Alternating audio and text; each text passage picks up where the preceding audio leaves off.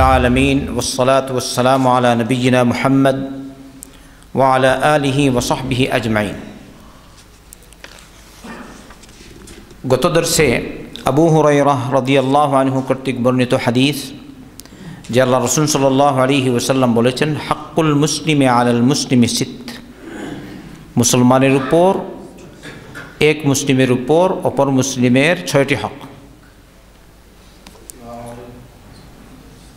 এর মধ্যে থেকে প্রথম যেটি তার একটু বিস্তারিত আলোচনা হয়েছে, ইদা লাকিতাহু ফাসাল্লিম আলাইহি, যখন তুমি তোমার ভাইয়ের সাথে সাক্ষাৎ করবে তখন তুমি তাকে সালাম করবে।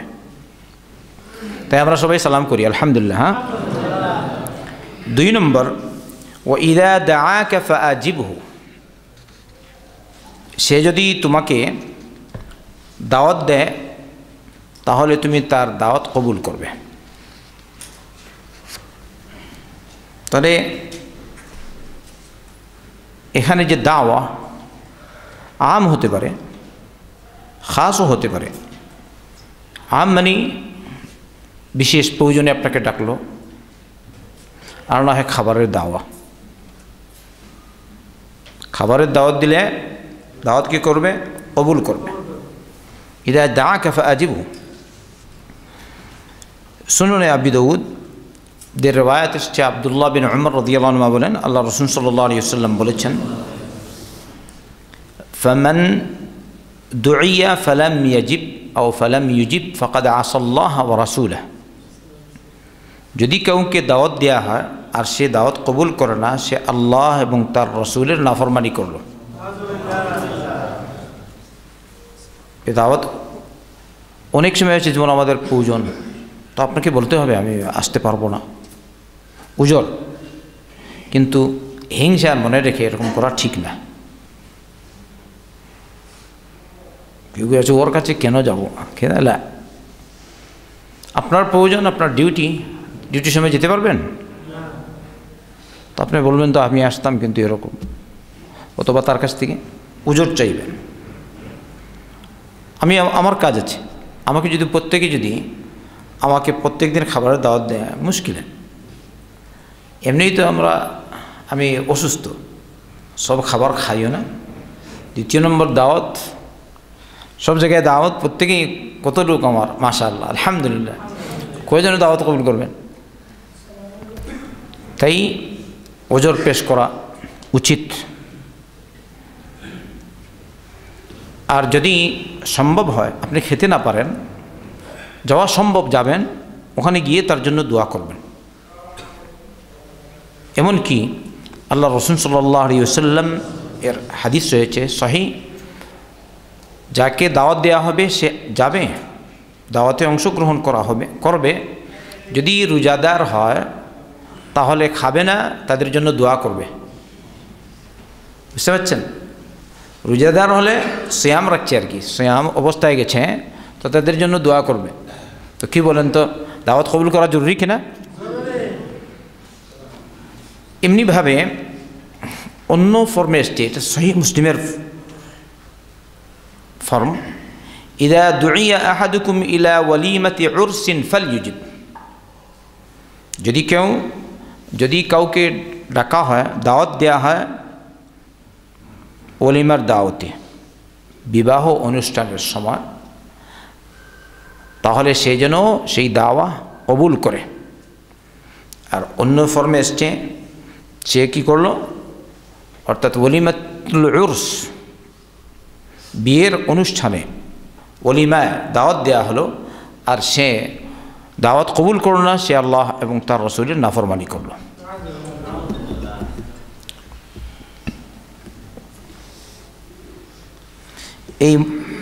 হ্যাঁ, যদি আপনি দেখেন ওখানে দাওয়াতি অনুষ্ঠান, কিন্তু ওখানে আল্লাহর নাফরমানি হচ্ছে, কোন সময় এরকম হয়, তাহলে তো যেতে পারবেন না। আল্লাহর নাফরমানি, মদের আড্ডাখানা, অথবা গান বাদ্যযন্ত্র বাজছে, আল্লাহর নাফরমানি হচ্ছে, যাবেন কীরকম? সেটা ভিন্ন কথা। হ্যাঁ, যদি মনে করেন ওখানে গেলে আমি তাদেরকে দাওয়াত দিতে পারবো, হকের দাওয়াত, তাহলে যাবেন, আর নাহলে যাবেন না। আল্লাহ নাফরমানি যেখানে হয় সে মজলিসে যাওয়াই ঠিক না। আল্লাহ নাফরমানি হচ্ছে, আপনার ওখানে কীরকম সমর্থন দিবেন? খাবারের দাওয়াত, ডঙ্কা বাজছে, নাচ গান বাদ্যযন্ত্র, অথবা কোনো কোনো অনুষ্ঠানে তো আন্তর্জাতিক বিশ্বে মদ পর্যন্ত পেশ করা হয়। ইন্না লিল্লাহি ওয়া ইন্না ইলাইহি রাজিউন, আছে কি না? এখন তো সারা দুনিয়া তো আমাদের হাতে এরকম। তো এসব দাওয়াতে বা অনুষ্ঠানে অংশগ্রহণ করা জায়েজ না।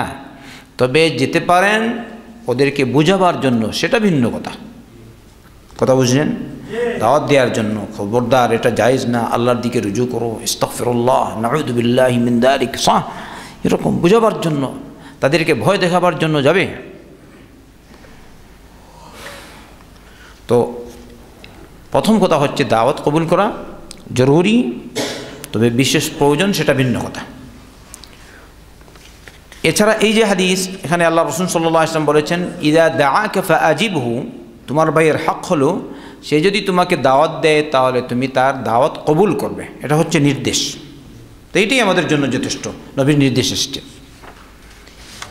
তৃতীয় নম্বর যে হক, ওয়া ইযা ইস্তানসাহাকা ফানসাহহু, যদি সে তোমার কাছে নসিহত চায়, উপদেশ চায়, পরামর্শ চায় কোনো একটা কাজ করার জন্য, দিনী লাইনে অথবা দুনিয়ার লাইনে, তুমি তাকে পরামর্শ দেবে। শুধু দুনিয়ার লাইনে নয়, দিনী লাইনেও হতে পারে। তো দিনী লাইনে দুনিয়ার লাইনে পরামর্শ চায়, আপনি তাকে কি করবেন? উপদেশ দিবেন, এতে ত্রুটি করবেন না। বুখারী মুসলিমের রিওয়ায়াত, জারির বিন আবদুল্লাহ আল বাজালি রাদিয়াল্লাহু আনহু বলেন, বায়াতু রাসূলুল্লাহ সাল্লাল্লাহু আলাইহি ওয়াসাল্লাম আলা ইকামাতিস সালাহ ওয়া ইতাইজ যাকাহ ওয়ান নুসহি লিকুল্লি মুসলিম। আমি আল্লাহর রাসূল সাল্লাল্লাহু আলাইহি ওয়াসাল্লামের হাত ধরে অঙ্গীকার নিয়েছি, আল্লাহ রাসূল সাল্লাল্লাহু আলাইহি ওয়াসাল্লামের কাছে অঙ্গীকার নিয়েছি, ওয়াদা করেছি যে সালাত কায়েম করব, যাকাত আদায় করব, আর প্রত্যেক মুসলমানের কল্যাণ করার চেষ্টা করব। নুসহ, তো নসিহা মানে উপদেশ দান, কল্যাণ করার চেষ্টা, এসব শামিল। তো আমরা যেহেতু মুসলিম, আমাদের চেষ্টা করা উচিত আরেক মুসলমানের কল্যাণ করব। এবার এই যে কল্যাণ, হয়তো উপদেশ দানের মাধ্যমে, সৎ পথ দেখিয়ে দিলাম, অথবা যে কোনোভাবে আপনি বুঝেন এটা তার কল্যাণ হবে, এতে সেই পথ আমাদেরকে দেখিয়ে দেওয়া জরুরি। এছাড়া সহিহ মুসলিমে রিওয়ায়াত এসেছে, আল্লাহ রাসূল সাল্লাল্লাহু আলাইহি ওয়াসাল্লাম বলেছেন, আদ-দীন আন-নসিহা, দিন মানেই হলো নসিহত। দিন মানে কি? নসিহত। তাহলে দেখবেন কত মুসলিম, যেমন আমলের লাইনে ত্রুটি আছে, আপনি তাকে যদি নসিহত করেন, যেটা আমরা সাধারণত বলি নসিহত, যেটা বলি ওয়াজ, নসিহত, উপদেশ, না, দেখবেন অনেক সময় নসিহত শুনে তার মন গলে যায়, সে হকের দিকে এগিয়ে আসে কি না? কারণ শয়তান মওজুদ। তো আমাদের প্রত্যেকেরই দায়িত্ব, আমি এই সেন্টারে আসি, দিন শিখি, শুধু আমি আসবো না, আরও লোকজনকে নিয়ে আসার চেষ্টা করব। দায়িত্ব কি না? আর দিন আর নসিহা, দিন নামই হচ্ছে নসিহা, মানুষের কল্যাণ চাওয়া, উপদেশ দেওয়া, ভালো পথ দেখানো, এটা হচ্ছে দিন। তো নবী করিম সাল্লাল্লাহু আলাইহি ওয়াসাল্লাম এখানে বলেছেন, ইদাস্তানসাহাকা ফানসাহহু, যদি সে তোমার কাছে উপদেশ চায়, পরামর্শ চায়, কোনো রকমের কল্যাণ চায়, তাহলে তুমি তাকে পরামর্শ দাও, তার কল্যাণ করার চেষ্টা করো। আদ-দীন আন-নসিহা। এই হাদিস থেকে বোঝা গেল, যদি সে তোমার কাছে কল্যাণ চায় বা পরামর্শ চায়, এই অবস্থায় তাকে সৎ পরামর্শ দেয়া ওয়াজিব, যেহেতু নবী করিম সাল্লাল্লাহু আলাইহি ওয়াসাল্লাম নির্দেশ দিয়েছেন। কিন্তু যদি সে পরামর্শ চায় না, এই অবস্থায় পরামর্শ দেওয়া ওয়াজিব না। তবে যেহেতু তুমি মুসলিম, ইসলামের সুন্দর চারিত্রিক গুণ হলো মানুষের কল্যাণ করা। তাই তুমি দেখছো ওই লোকটা একটি কাজ করছে, হয়তো পরবর্তীতে তার ক্ষতি হতে পারে, স্পষ্ট। তো আপনি তাকে পরামর্শ দিবেন, ভাই তুমি আমার ভাই, একমাত্র আল্লাহর উদ্দেশ্যে আমি তোমাকে বলছি, আমার ভিতরে হিংসা নেই যে তুমি পরে কোটিপতি হয়ে যাবে, এরকম কোনো হিংসা নেই। আমি দেখছি পরবর্তীতে ক্ষতি হতে পারে, তাই আমি তোমাকে পরামর্শ দিলাম, তুমি এই কাজ করো না। কথা বুঝছেন? কিন্তু অনেক সময় আছে মানুষ বুঝে না। আপনি দিলেন ভালো পরামর্শ, সে মনে হয় দেখছো হিংসুক লেগে গিয়েছে, আছে না? তাই আপনি ভালো করে তাকে বলবেন, বুঝিয়ে, খবরদার আমার উদ্দেশ্য আর কিছু না, একমাত্র আল্লাহর উদ্দেশ্যে, কারণ আমি এ বিষয়ে পারদর্শী, আমার অভিজ্ঞতা আছে এক্ষেত্রে, আমি জানি এক্ষেত্রে যদি তুমি সামনের দিকে যাও তাহলে তোমার ক্ষতি হবে।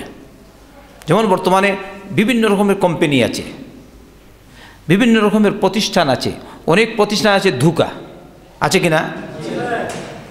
দেখলেন না বাংলাদেশে কিছুদিন পূর্বে বা মাঝে মধ্যে আপনারা দেখেন লক্ষ লক্ষ কোটি কোটি টাকা হাতিয়ে নিয়ে কোথায় চলে গেছে বলতে পারে না, পরে গরিব আরও মুশকিল হয় না? তো আমাদের সকলকেই বিচক্ষণতা অবলম্বন করা দরকার। কেউ যেন আমাকে ধোঁকা দিতে না পারে, সচেষ্ট থাকবেন। তবুও যদি ধোঁকা খেয়ে যান তাহলে সেটা ভিন্ন কথা। এই জন্য উমর ইবনে খাত্তাব থেকে বর্ণিত আছে, তিনি বলেছেন, লাস্তু বিখিব্বিন ওয়ালাল খিব্বু ইয়াখদাউনি, আমি ধোঁকাবাজ নই, কিন্তু ধোঁকাবাজ আমাকে ধোঁকা দিতে পারে না। বলেন সুবহানাল্লাহ। বুঝতে পারছেন কি সুন্দর কথা? আমি ধোঁকাবাজ নই, কিন্তু ধোঁকাবাজ আমাকে ধোঁকা দিতে পারে না। তাই আমাদের সকলকেই কৌশল অবলম্বন করে চলা উচিত। কেন এত তাড়াতাড়ি ধোঁকা খেয়ে যাবেন? আল্লাহ আমাদের হেফাজত করুন। ইদাস্তানসাহাকা ফানসাহহু, তুমি মুসলিম আরেক মুসলমানের কল্যাণ করবে সবসময়। মুসলিমের অকল্যাণ করে না, বরং মুসলিমের উচিত, আমার নবী বলেছেন সাল্লাল্লাহু আলাইহি ওয়াসাল্লাম, লা ইউমিনু আহাদুকুম হাত্তা ইউহিব্বা লিআখিহি মা ইউহিব্বু লিনাফসিহি, তোমাদের কেউ পরিপূর্ণ ঈমানদার হতে পারবে না যতক্ষণ পর্যন্ত সে তার ভাইয়ের জন্য তা পছন্দ না করে যা সে তার নিজের জন্য পছন্দ করে। স্পষ্ট কিনা কথাটা? আপনি যে কাজ আপনার নিজের জন্য পছন্দ করেন ওই কাজ আপনার ভাইয়ের জন্য পছন্দ করবেন, কিন্তু আপনি গোপন রাখলেন, এটা হলো কীরকম ঈমানের পরিচয়? হ্যাঁ রে হ্যাঁ, আমরা দেখেন তো, যদি আমরা ইসলামী তালিম আমার নবী সাল্লাল্লাহু আলাইহি ওয়াসাল্লামের তরিকা অনুযায়ী, নবী করিম সাল্লাল্লাহু আলাইহি ওয়াসাল্লাম যে শিক্ষা দিয়েছেন আমাদেরকে যাবতীয় জীবনে, যদি আমরা তা মেনে চলি তাহলে শুধু শান্তি আর শান্তি, অশান্তি বলতে কিছুই থাকবে না। সত্য না মিথ্যা? একটু হিসাব করে দেখুন, মেফি অশান্তি। রাজনৈতিক অঙ্গনেও অশান্তি থাকতে পারে না, রাষ্ট্রীয় দিক দিয়েও অশান্তি থাকতে পারে না, পারিবারিক দিক দিয়েও অশান্তি থাকতে পারে না। সর্বত্র শান্তি বিরাজ করবে যদি মুহাম্মদুর রাসূলুল্লাহ সাল্লাল্লাহু আলাইহি ওয়াসাল্লামের বাতানো তরিকা অনুযায়ী আমরা চলি আর চলার জন্য বলি। তাই আমরা নিজেরা যথাসাধ্য চেষ্টা করব নবী করিম সাল্লাল্লাহু আলাইহি ওয়াসাল্লামের বাতানো পদ্ধতিতে আমরা চলবো ইনশাআল্লাহ, আর অন্যকেও বলবো। তো ইদাস্তানসাহাকা ফানসাহহু, তাও আবার মুখতসর। তৃতীয় নম্বর বা চতুর্থ নম্বর, ইদা আতাসা ফাহামিদাল্লাহ ফাশাম্মিতহু, যদি সে হাঁচি দেয় আর আল্লাহর প্রশংসা বর্ণনা করে তাহলে তুমি তার জবাব দিবে। এখানে কথা আছে, আতাসা ফাহামিদাল্লাহ, অনেকে আছে হাফস করলো আলহামদুলিল্লাহ বলে না, আমাদের মধ্যে আছে কি না? হয়তো জানেই না, আস্তাগফিরুল্লাহ আল-আযীম, বাচ্চাদের মতো বস খালাস, কুলের শিশু মেয়েদেরকে, সে তো আলহামদুলিল্লাহ বুঝে না, তুমি ওই রকম।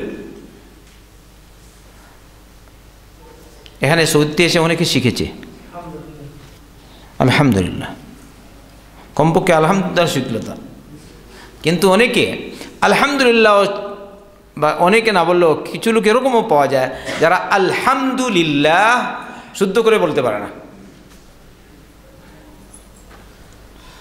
আপনারা হয়তো যারা একটু বুঝে হয়তো হাসবে, কিন্তু কথা কিন্তু সত্য।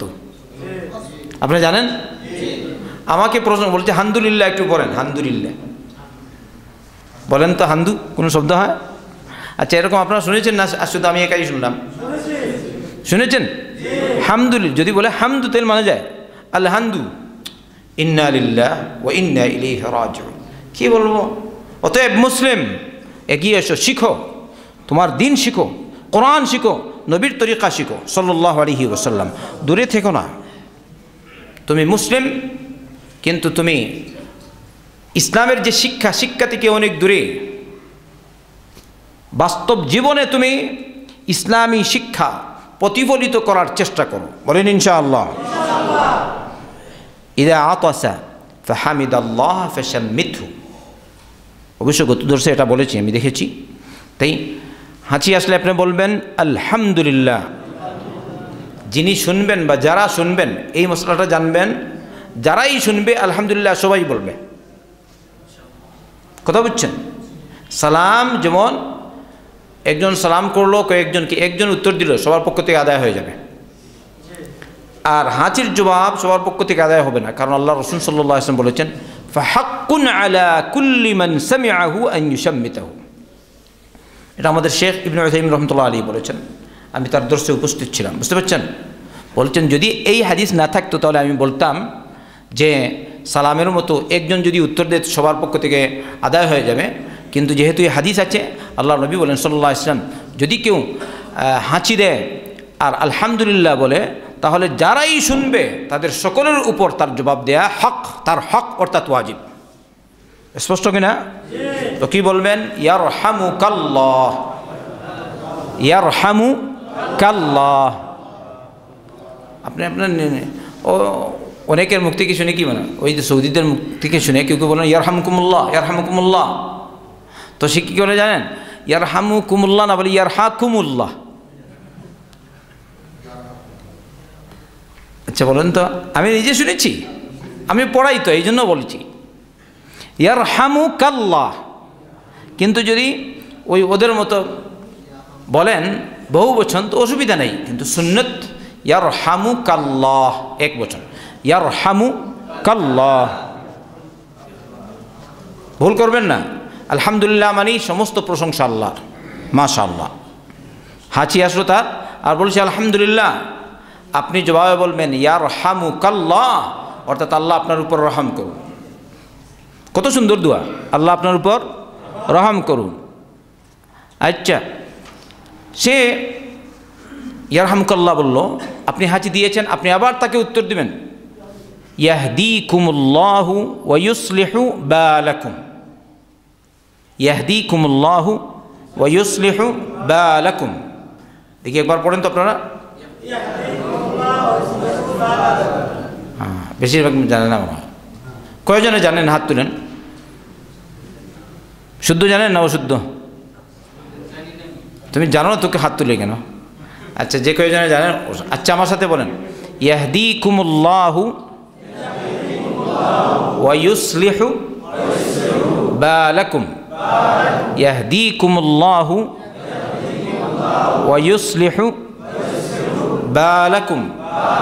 অর্থাৎ আল্লাহ তোমাকে হেদায়েত দান করুন আর তোমার হালচাল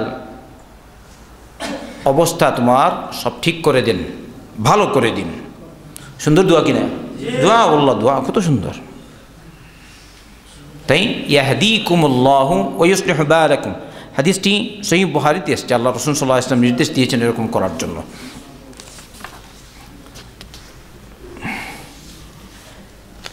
পঞ্চম নম্বর, ইযা মারিদা ফাউদহু, যদি সে রোগাক্রান্ত হয় তাহলে তুমি তার দেখাশোনা করো। বিশেষ করে আমরা সৌদিতে আছি, এখানে তো বেশিরভাগ মানুষ তো নিজেদের ফ্যামিলি নেই, একা একা, ঠিক না? বাই চান্স একজন দুইজন। আপনাদের এখানে যারা আসছেন কয়জনের ফ্যামিলি আছে? হয়তো একজন দুইজন, তাই তো? নেই। এছাড়া ফ্যামিলি থাকলেও আশপাশে নিজের আত্মীয় স্বজন কেউ নেই, থাকলেও তো একজন দুইজন। দেশ খেয়ে সবাই ছেড়ে এখানে এসেছি। এই জায়গায় যতটুকু প্রয়োজন বাংলাদেশে আপনার বাড়িতে ততটুকু প্রয়োজন নেই রুগীকে দেখাশোনা করার। সত্য না মিথ্যা? এখানে দেখাশোনার করার প্রয়োজন বেশি, অর্থাৎ বিশেষ করে আমাদের জন্য, আমরা যারা পরদেশী এখানে এসেছি আমাদের জন্য। তাই যথাসাধ্য চেষ্টা করবেন কেউ যদি রুগী হয়, আপনার যেমন রুমমেট অথবা আপনার জবমেট, আপনি যাই বলেন, রোগাক্রান্ত হয়েছে, আপনি যথাসাধ্য তার সেবা করবেন, একজন আরেকজনের সেবা করবে। এটা হচ্ছে মুহাম্মদুর রাসূলুল্লাহ সাল্লাল্লাহু আলাইহি ওয়াসাল্লামের নির্দেশ, ইযা মারিদা ফাউদহু। এক্ষেত্রে একটি riwayat সুনান তিরমিজিতে আলী বিন আবি তালিব রাদিয়াল্লাহু আনহু বলেন, সামি'তু রাসূলুল্লাহ সাল্লাল্লাহু আলাইহি ওয়াসাল্লাম ইয়াকুল, মা মিন মুসলিমিন ইয়াউদু মুসলিমান মারিদান গুদওয়াতান ইল্লা সাল্লা আলাইহি ৭০,০০০ মালাকিন হাত্তা ইউমসি। যদি কোনো মুসলিম রুগীকে দেখতে যায় সকালে, তাহলে বিকাল পর্যন্ত ৭০,০০০ ফেরেশতা তার জন্য দোয়া করেন। হাদিসটি কিন্তু ইমাম তিরমিজি বলছেন হাদিসুল হাসান, কিন্তু বাস্তবে হাদিসটি হাসান বা সহিহ। কথা বুঝছেন? وإن عاده عشية إلا صلى عليه ৭০,০০০ ملك حتى يصبح। এমনি ভাবে যদি বিকালে দেখে রোগীকে দেখতে যায়, তাহলে সকাল পর্যন্ত তার জন্য ৭০,০০০ ফেরেশতা দোয়া করেন। আর কি, ওয়াকানা লাহু খারিফুন ফিল জান্নাহ, আর জান্নাতে তার জন্য ফলমূল থাকবে, ফলের বাগান থাকবে এর বদলে। তাই আমরা আল্লাহর শুকরিয়া আদায় করি, কত সুন্দর দিন আমাদের সব বলে দিয়েছে। রুগীকে দেখাশোনা করা, তার সেবা করা, এটাও ইসলামী তালিম। যথাসাধ্য আমরা সবাই চেষ্টা করব একজন আরেকজনের সহযোগিতা। এবারে যদি রোগাক্রান্ত হয়, তাহলে বুঝলেন তো কতটুকু ফায়দা। সুবহানাল্লাহি ওয়া বিহামদি।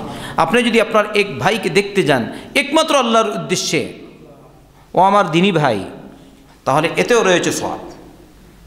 ওইটা আরেক পর্যায়ে বলবো না, যেহেতু সময় কম, অল্প সময় আমাদের, তো আমরা চেষ্টা করব প্রত্যেক মুসলিম হিসাবে থাকতে আর ইসলামী গুণ আমাদের মধ্যে আনতে। আল্লাহ আমাদের সকলকে তৌফিক দান করুন। এরপরে যেটা, আচ্ছা, এখানে বলা যেতে পারে, মুসলমানকে দেখলেন, অমুসলিমকেও দেখা যায়। রোগাক্রান্ত হলে অমুসলিমকেও দেখতে পারেন, যেহেতু সে মানুষ, সে আপনার প্রতিবেশী, ঠিক না? আমার নবী মুহাম্মদ রাসূলুল্লাহ সাল্লাল্লাহু আলাইহি ওয়াসাল্লামের একটা খাদিম ছিল, ইহুদি বাচ্চা, ইহুদি ছিলেন। সে মৃত্যুশয্যায় শায়িত, যেমন মনে হচ্ছে যেমন মারা যাবে আর কি, এরকম অবস্থায়। আল্লাহ রাসূল সাল্লাল্লাহু আলাইহি ওয়াসাল্লাম তাকে দেখতে গেলেন, দেখলেন হাদা ইহুদিকে দেখতে গেছেন। ওখানে গিয়ে তাকে বললেন, ইয়া গুলাম আসলিম, হে বাচ্চা, হে বৎস, তুমি ইসলাম কবুল করো। সে ইহুদি বাচ্চা তার বাপের দিকে তাকায়।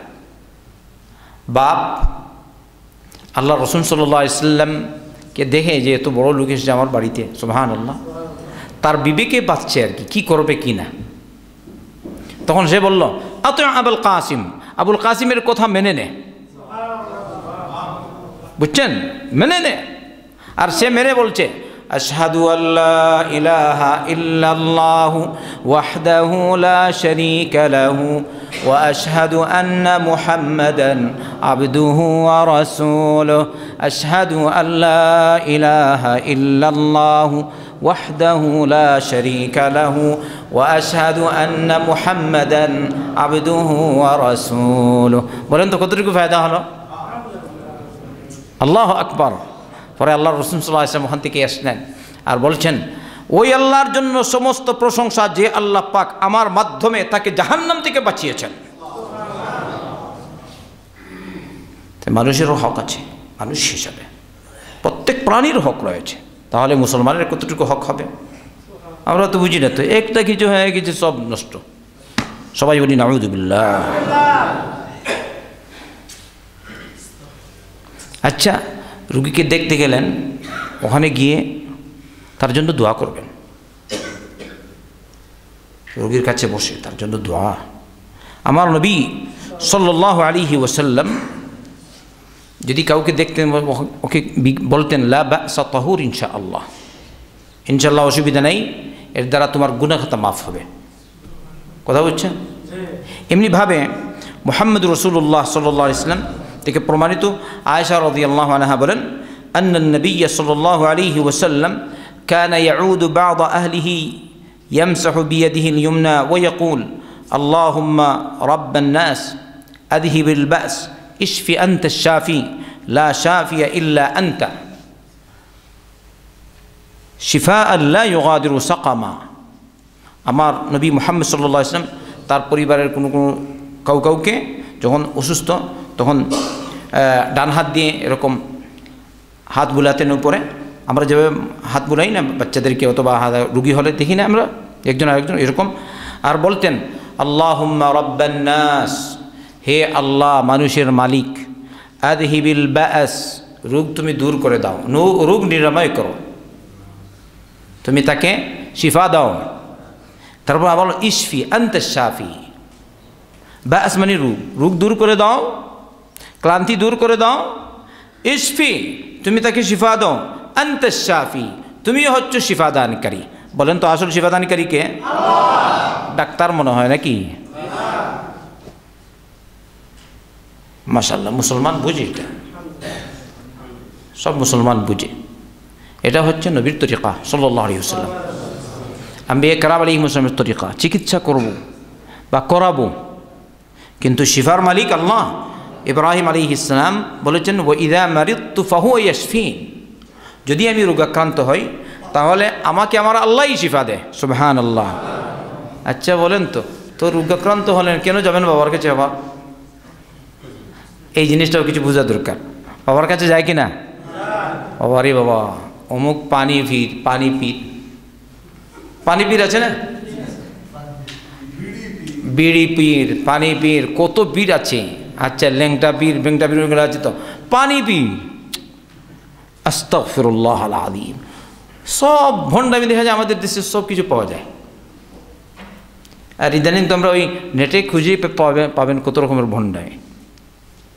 খবরদার, ভণ্ডামি পরিত্যাগ করো, হকের পথে আসো, ইসলামী তালিমের দিকে রুজু করো, পীরতন্ত্র পরিত্যাগ করো।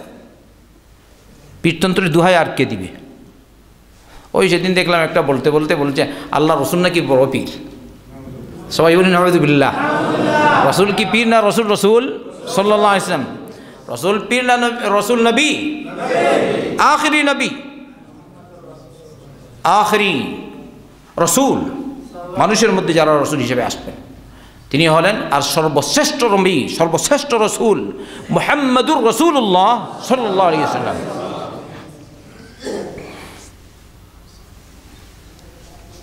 তো দোয়া করতেন আল্লাহ রাসূল সাল্লাল্লাহু আলাইহি ওয়াসাল্লাম, আল্লাহুম্মা রাব্বান নাস আযহিবিল বা's, হে মানুষের রব, হে আল্লাহ, আযহিবিল বা's তুমি রোগ দূর করে দাও, ইশফি তুমি শিফা দাও, আনতা শাফি তুমি রোগ নিরাময়কারী, আরোগ্য দানকারী, লা শাফিয়া ইল্লা আনতা অথবা লা শিফা ইল্লা শিফাউকা, কোনো রওয়ায়াতে আছে তুমি ছাড়া আর কেউ শিফা দিতে পারে না,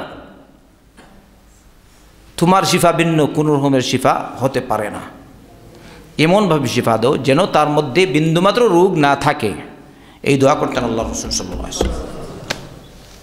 অন্য রিওয়ায়াতে এসেছে আল্লাহ রাসূল সাল্লাল্লাহু আলাইহি ওয়াসাল্লাম বলেছেন, যদি কেউ কোনো রোগীর কাছে বসে 7 বার এই দোয়া করে, আসআলুল্লাহাল আযীম রাব্বাল আরশিল আযীম আন ইয়াশফিয়াক, কথা বুঝছেন? কয়বার বলবেন? তাহলে রব্বুল আলামিন মৌত ছাড়া যদি যত রোগ আছে তার মধ্যে সব রোগ থেকে তাকে শিফা দিয়ে দেবেন। সুবহানাল্লাহ।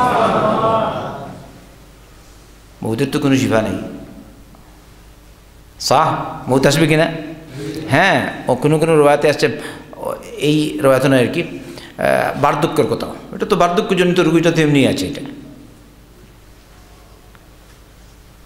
তো আমার নবী বলেন সাল্লাল্লাহু আলাইহি ওয়াসাল্লাম এই দোয়া, আসআলুল্লাহাল আযীম রাব্বাল আরশিল আযীম আন ইয়াশফিয়াক, কি বলবেন? আমি মহান আল্লাহর কাছে চাই, যিনি হচ্ছেন আরশের অধিপতি, মহা আরশের অধিপতি, কি চাই? তিনি যেন তোমাকে শিফা দিয়ে দেন। একথা বলবেন কয়বার? 7 বার। আল্লাহ শিফা দিবে। কিন্তু তাবিজ কবজ, তাবিজ পড়বেন নাকি? তাবিজ না। বাংলাদেশ বা ইন্ডিয়া জানিয়ে দাও, গলায় তাবিজ কেটে ফেলো, বুঝতে পারছেন, ছিঁড়ে ফেলো, তাবিজ ঠিক না। মানে আল্লাকা তামিমাতান ফাকাদ আশরাকা, নবী বলেছেন সাল্লাল্লাহু আলাইহি ওয়াসাল্লাম, যে তাবিজ ঝুলালো সে শিরিক করলো। অবশ্য বলেছেন হাদা কোরআন, কিন্তু ওদের কথা, কিন্তু দলিল সহি না। আমার নবী সাল্লাল্লাহু আলাইহি ওয়াসাল্লাম কি তাবিজ ঝুলিয়েছেন? কোনো সাহাবী ঝুলিয়েছেন? মাফি আবাদ। সহি সুন্নাত দ্বারা কেউ প্রমাণ করতে পারবে না, মাফি সালাহ। তাই তাবিজ ঝুলাবেন না, কথা বুঝছেন? চাই কোরআন এরকম এই যে পুটলি বেঁধে কী করে।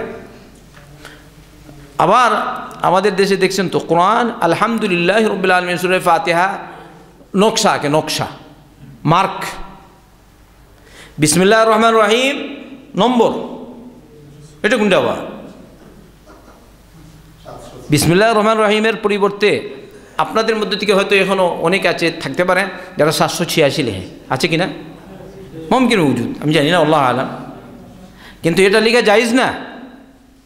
ভালো করে বুঝো, আল্লাহর কালামের বিকৃতি হয়। সুলাইমান আলাইহিস সালাম বিলকিসের কাছে চিঠি যখন দিলেন, ওই বিলকিস প্রসিদ্ধ তো, তাই বলছি, কি লিখলেন? ইন্নাহু মিন সুলাইমানা ওয়া ইন্নাহু বিসমিল্লাহির রহমানির রহিম।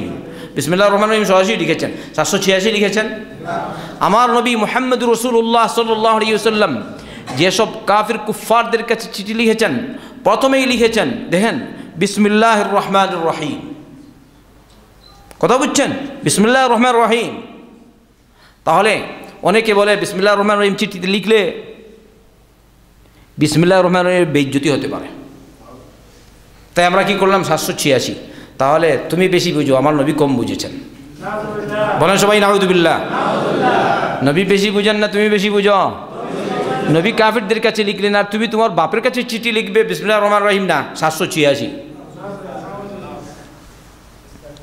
কোরআনের বিকৃতি পরিত্যাগ করি, জায়েজ না।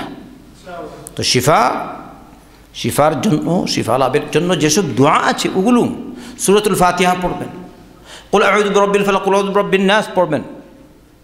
এই মুহূর্তে আমি আসলাম, এক ভাই আমাকে উর্দুভাষী, সে বললো এরকম এরকম, তো এই অবস্থায় কী করবো? আমি অসুবিধা নেই, সবই সূরাতুল ফাতিহা পড়ো, কুল আউযু বিরাব্বিল ফালাক, কুল আউযু বিরাব্বিন নাস পড়ো, আয়াতুল কুরসি পাঠ করো, দম করো, আরও যেসব দোয়া আছে ওগুলো যথাসাধ্য শিখো, আর দোয়া আলহামদুলিল্লাহ। কিন্তু তাবিজ জবিজ নাই, মাফি কবজ, বলে জাযাকাল্লাহ খায়র, সে বলে গেছি। তাই আমরা রুগীকে দেখতে যাব নিয়মতান্ত্রিক, আর তার জন্য দোয়া করব। যে কোনো রোগী, আমি আমার জন্য দোয়া করব, ঠিক না? আর ঝাড়ফুঁক নিয়মতান্ত্রিক, যেভাবে আল্লাহ রাসূল সাল্লাল্লাহু আলাইহি ওয়াসাল্লাম করেছেন ওই রকম করব, কিন্তু তাবিজ কবজ আনবো না। আল্লাহ আমাদেরকে বুঝার তৌফিক দান করুন। আচ্ছা, 6 নম্বর যেটা, ওটা আগামী সপ্তাহে ইনশাআল্লাহ তাআলা আলোচনা করব। ওয়া সাল্লাল্লাহু ওয়া সাল্লাম আলা নবিয়িনা মুহাম্মদ ওয়া আলা আলিহি ওয়া সাহবিহি আজমাইন। যা আলোচনা করলাম আল্লাহ যেন আমাদের এই আলোচনাকে কবুল করে, আর এ অনুযায়ী আমাদেরকে চলার তৌফিক দান করে। আল্লাহ তুমি আমাদেরকে মাফ করো, আমাদের মা বাবাদেরকে মাফ করো, দুনিয়ার সমস্ত মুসলমানদেরকে মাফ করো। আল্লাহ আমাদের সকলকে দিনের আহ্বায়ক হিসাবে তুমি কবুল করে নাও।